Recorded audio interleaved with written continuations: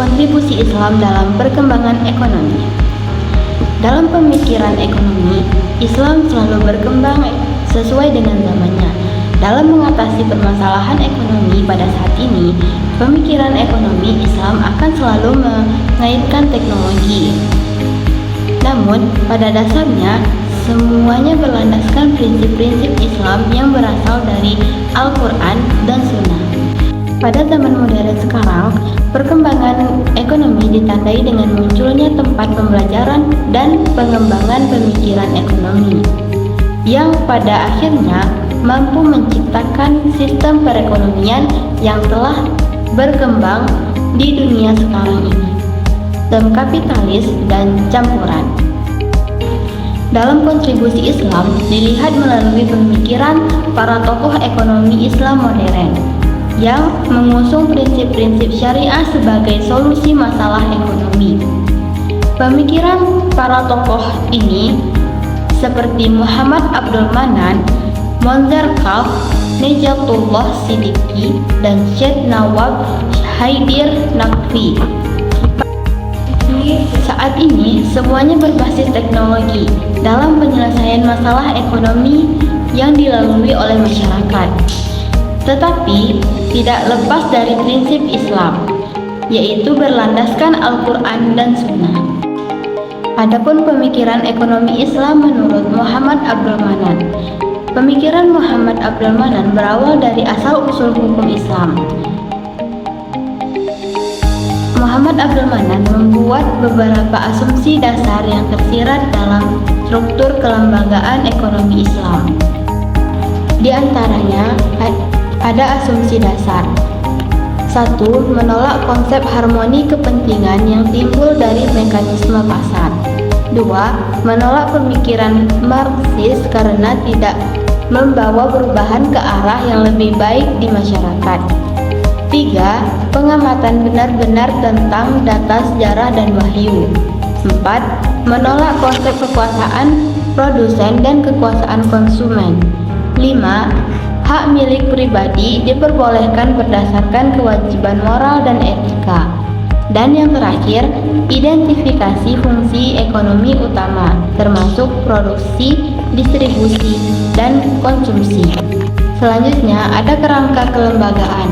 Kerangka kelembagaan ekonomi Islam yang dibangun oleh mana di atas asumsi dasar tersebut adalah: yang pertama, hubungan yang kuat antara perseorangan, masyarakat, dan negara. Individu adalah faktor yang sangat berpengaruh dalam mengubah masyarakat dan negara, dan semua kegiatan ekonomi berfokus pada transaksi yang dilakukan oleh individu. Yang kedua, milik pribadi relatif dan bersyarat.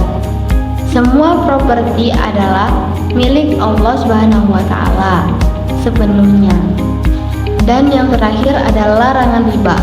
Manan menawarkan untuk berdagang berdasarkan kontrak yang diterima atau halal, seperti murabahah, mudarobah, ijarah, musyarakah, kafalah, wakalah, dan lain-lain. Manan juga berpendapat bahwa konsumsi berlebihan tidak dapat dibenarkan untuk memuaskan keinginan seseorang, dan mengagungkan hal-hal materi adalah tabu. Konsumsi dalam Islam memperhatikan tujuan spiritual yang meliputi prinsip-prinsip dasar seperti keadilan, kemurnian, kesederhanaan, kedermawan, dan moralitas. Lalu selanjutnya ada pemikiran ekonomi Monzer Kaf.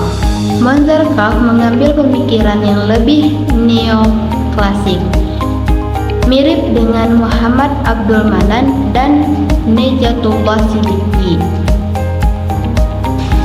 Dan dapat kita simpulkan, kontribusi Islam dalam perkembangan ekonomi modern sangat fundamental, di mana pemikir ekonomi Islam modern berupaya menciptakan sistem ekonomi alternatif yang berbasis pada prinsip-prinsip syariah dari Al-Quran dan Sunnah. yang kini banyak diselesaikan dengan bantuan teknologi. Kontribusi ini berpusat pada penolakan keras terhadap riba serta praktik eksploitatif lainnya dan sebaliknya.